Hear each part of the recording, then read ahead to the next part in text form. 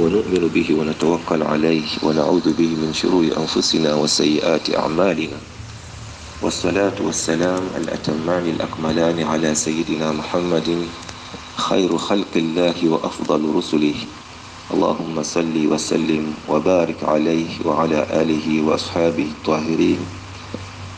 السلام عليكم ورحمة الله وبركاته. Matenda amalungi amajjuvu ga Allah subhanahu wa ta'ala tumutendereza oyo yatusiimira obusiraamu n'atuteeka mu basiraamu. Tumwebaza subhanahu wa ta'ala ku byonna byatugabiridde mu byengera ebingi byetasobola kumenya tebimalayo. Atugabiridde obulamu, bannaffe bangi tubaziise tubawerekedde obwawe waggwako. Tugire nga tumwebaza ku bulamu bwakyatuwadde, atuwadde obusiraamu bangi si basiraamu. Tumusaba okusaasira n'emirembe ku Nabi Muhammad sallallahu alayhi wasallam. Tukyali mwezi gwa Rajab, omwezi ku myezi egy'emizizo, omwezi ogw'ekitiibwa ogw'ebbeeyi, mwezi gwa 7. Rajabu abaaranga Ramadan, Rajab, Sha'ban, Ramadan. Allah tumusaba tutuuseeyo. Asa okusaasira n'emirembe ku Nabi Muhammad sallallahu alayhi wasallam, nabbi waffe w'enkomerero eyajja n'eddiini ey'amazima, la yazihu anha illa halik. Mungu gwatagiwadde oyo wakubonaabona abamubuze. Mulundi ogwagwa twalaba nabbi sallallahu alayhi wasallam yeetegekera okgenda okuwamba Makka oba okuggulawo Makka, fathu Makka, mu mwaka ogw'omunaana omwezi gwa Ramadan. Era twalaba n'ensonga lwaki yali agenze oba yali asazeewo okugenda okulumba Makka.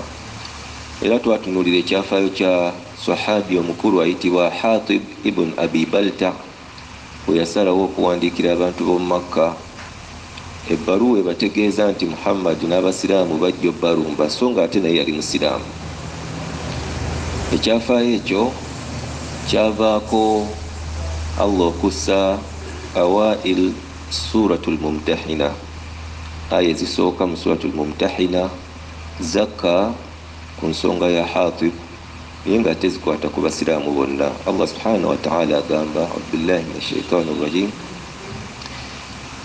ya ayuha alladhina amanu la tattakhidhu aduwwi wa aduwwakum awliya tulquna ilayhim bilmawadda وقد كفروا بما جاءكم من الحق يخرجون الرسول وإياكم أن تؤمنوا بالله ربكم إن كنتم خرجتم جهادا في سبيل وابتغاء مرضاتي تسرون إليهم بالمودة.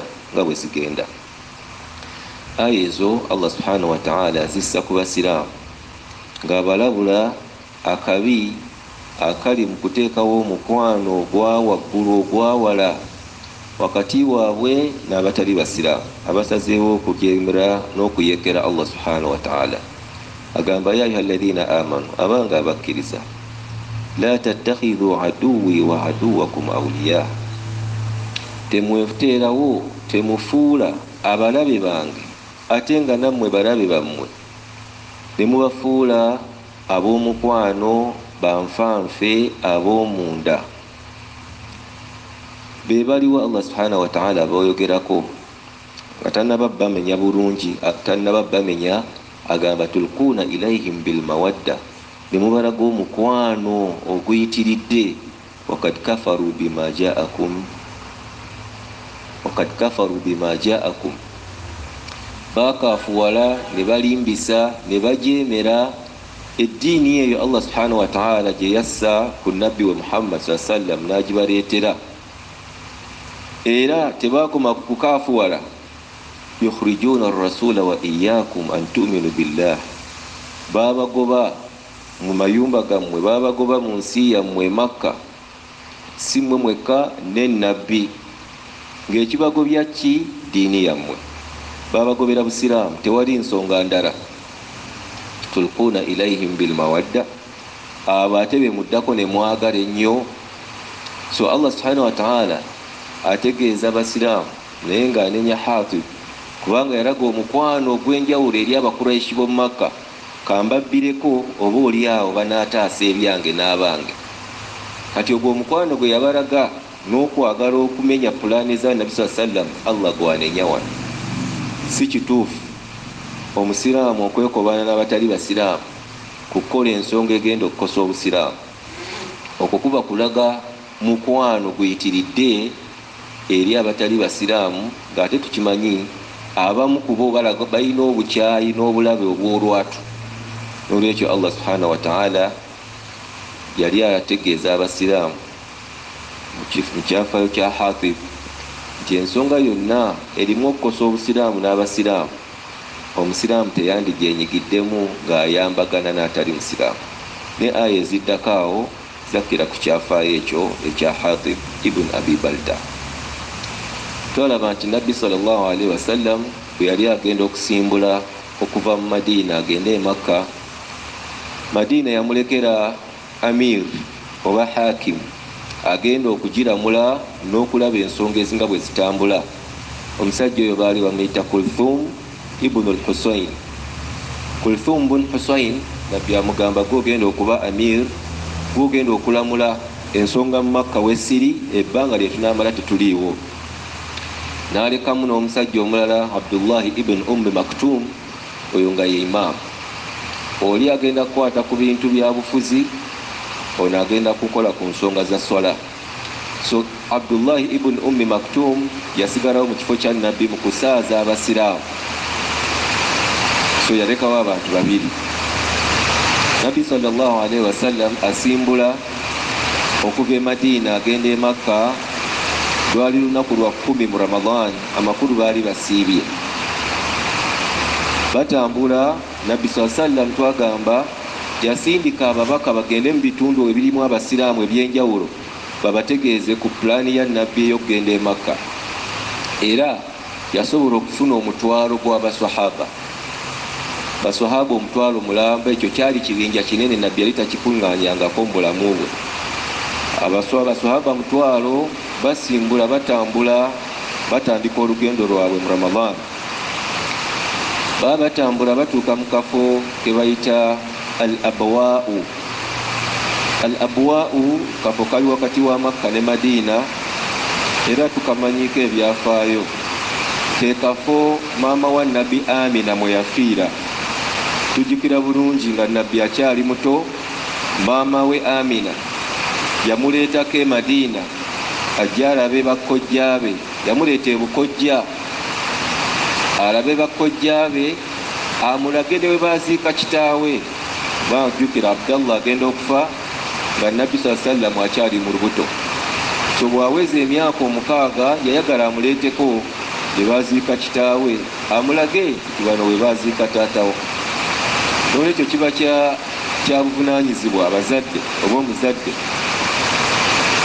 okulaga omwana wo we baaziika either maama we oba maama we baaziika taata we. Kubanga omwana asigala abuuza maama wange yalagawa, we yafa baamuziikawa. N'olwekyo oba omanyi gye baamuziika, omwana mutwale bw'aba afunye emyaka oba awezezza emyaka egitegeera, omulage nti wano maama wo we yeebase ne wano taata wo we yeebase. Nabbi sallallahu alaihi wasallam agamba baswahaba kangende nambula entaana ya maama wange. N'agendayo n'agirambula. Waliwo awo ebigambo bingi bannataarikhi bye boogera, saagala biyingiramu nnyo. Nabbi sallam bazadde be bamuliro bamujjana.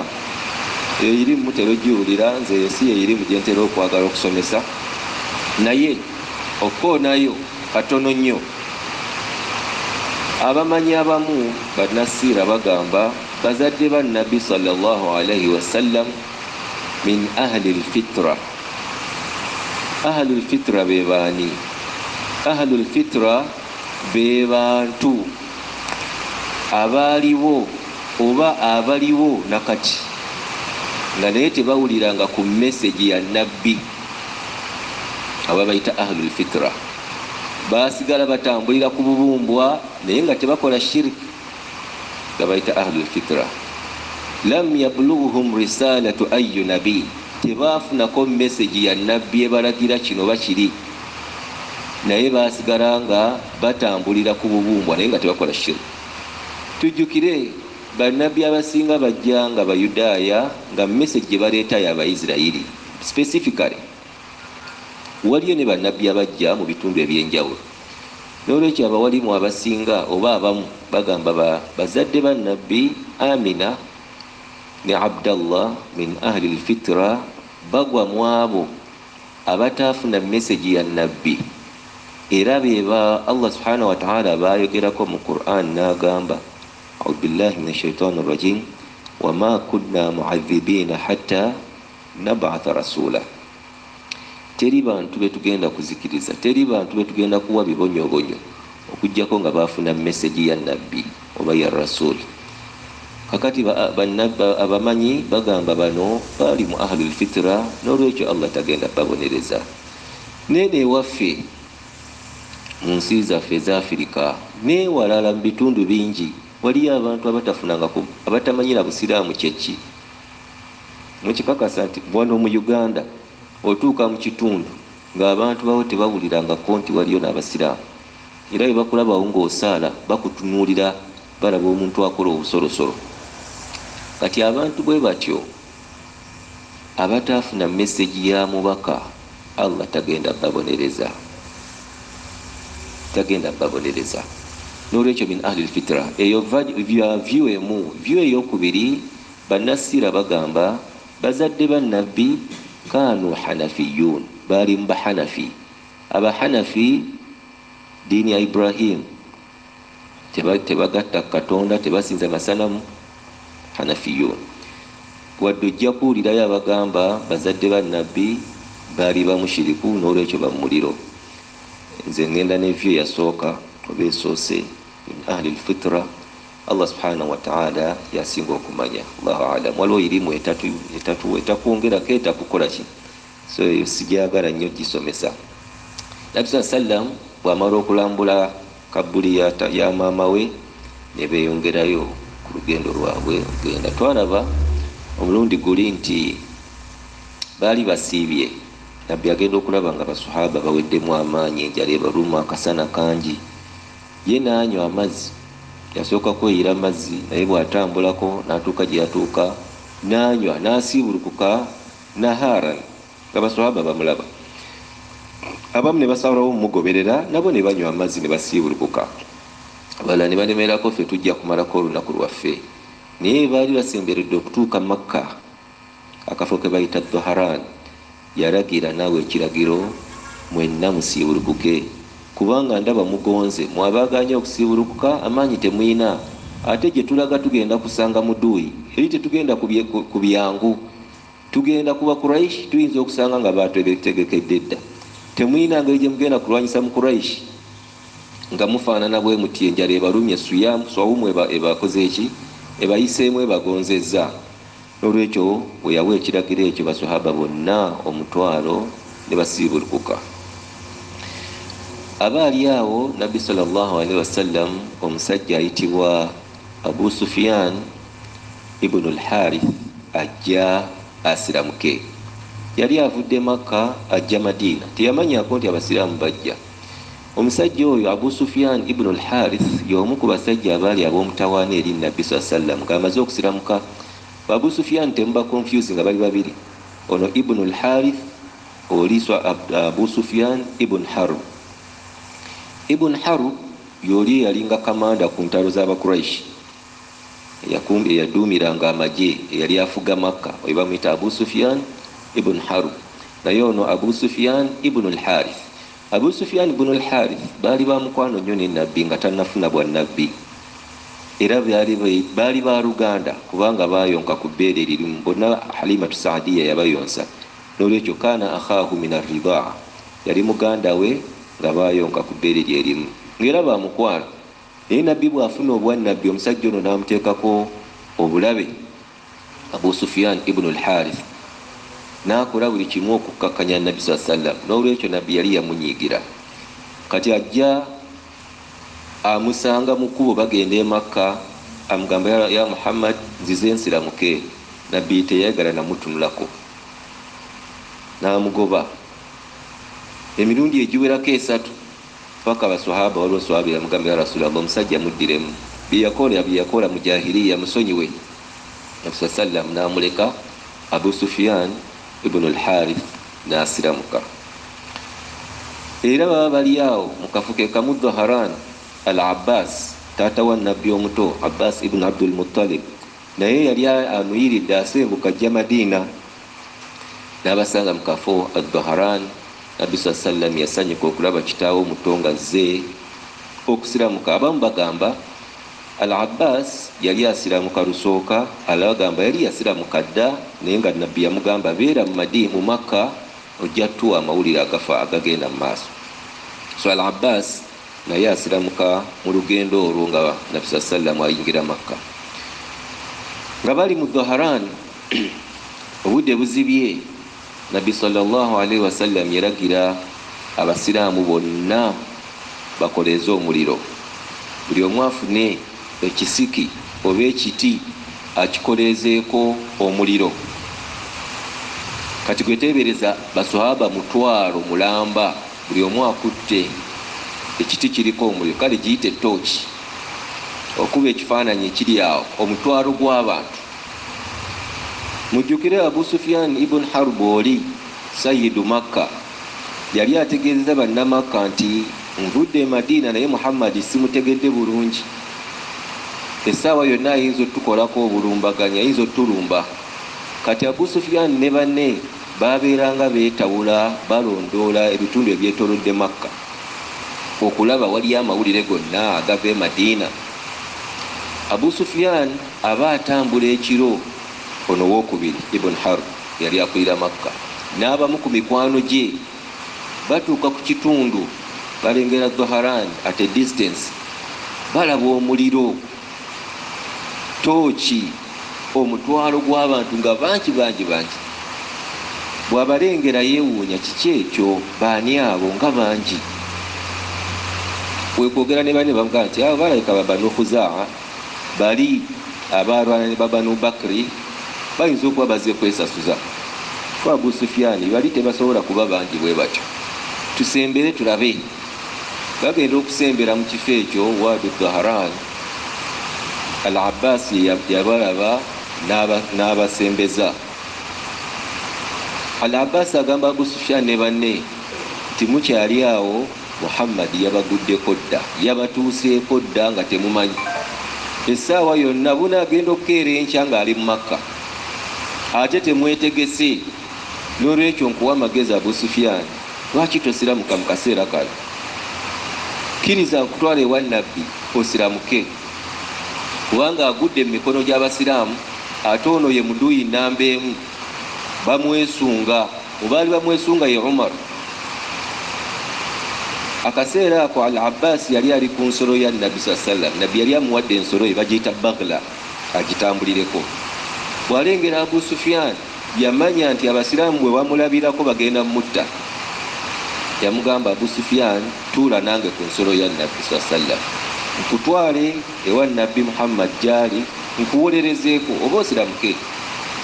Batambula ku nsolo, budde kiro, batambula ku nsolo, bayita ku bantu, babategeera nti ono alayika Abu Sufyan.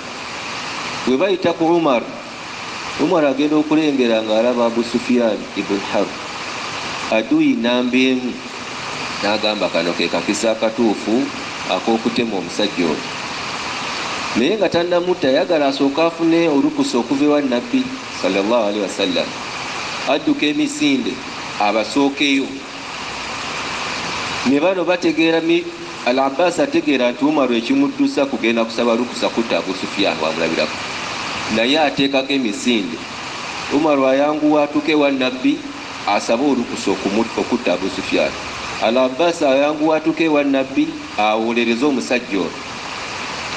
Bagenda okutuukayo, Umar olw'okuba ye teyali ku nsolo, abasajja bano nga bamusooseeyo ewa Nabbi. Umar ye yasookayo. Umar abuuza Nabbi, ya Rasulallah, bwe nfuna akakisa akakwata ku Abu Sufyan, onzikiriza omuggyako ensinga omusajja oyo nga tukoze ebikolobero? Aba akyayogera ebyo nga ne Al-Abbas atuuse ne Abu Sufyan. Al-Abbas agamba, ya Rasulallah, omusajja ono omumanyi, Sayyidu Makka, yakulira Makka, musajja wa kitiibwa, mulese uwo muwolerezeeko omutaasa abasiraamu abamwesunga omutta. Umaru nga ye ayisaamu ddoboozi, ya Rasulallah nzikiriza mutte, ya Rasulallah nzikiriza mutte. Ebigambo ebyo tebyasanyusa Al-Abbas, ne bavaawo bubi ne Umar. Al-Abbas asiramuse ne Umar. Abbas yabuuza Umar, omusajja akubeeredde ki? Oyagala mutta olw'okuba tava mu kika kyammwe Banu Adi? Umar yali ava mu Banu Adi, ate Abu Sufyan ava mu Banu Abdu Manaf. Nga bwe nabagamba Abawarabu baali baagala nnyo ebika byabwe era nga kasigalamu basiraamu, naye nga era ebika bikola ki? Al-asabiyatul qabaliya kali kakomawo. Kati Abbas agamba Umar, oyagala mutta lwakuba tava mu kika kyammwe? Abakuba ava mu kika kyammwe wandibadde oyogera ebigambo ebyo okwagala omutta? Nabi sallam n'abakkakkanya n'abatereeza. Umar radiyallahu anhu ekyokutta Abu Sufyan n'akyesonyiwa.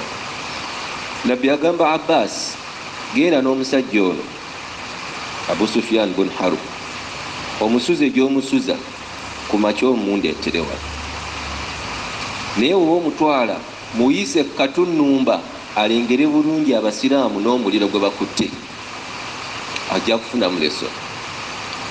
Al-Abbas atambula ne Abu Sufyan amuyisa ku katuuti oba ku kasozi, afuna vyu y'abasiraamu nga bakutte omuliro, alaba ejje nga ddene bangi beetegese okulwamba.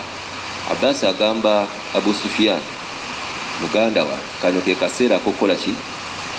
Okwokusiramuka.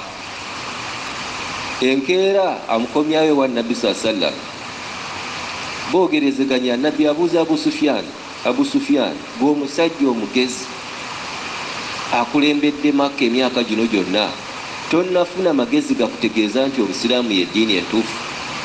Tonnategeera nti Allah ali omu nange ndi mubaka we? Abu Sufyan agamba Muhammad sallam, kyekyokuba nti Katonda ali omu kyo ndaba kirimu amagezi, Allah ali omu, naye gwe okuba nti oli nabbi tekinnanyingira. Tekinakola ki? Tekinnanyingira bulungi, sikikakasa nti oli nabbi, naye ye Katonda alabika ali omu. Al-Abbas agamba Abu Sufyan, musajja gwe bw'otasiramukira wano bakuggyako ensingo.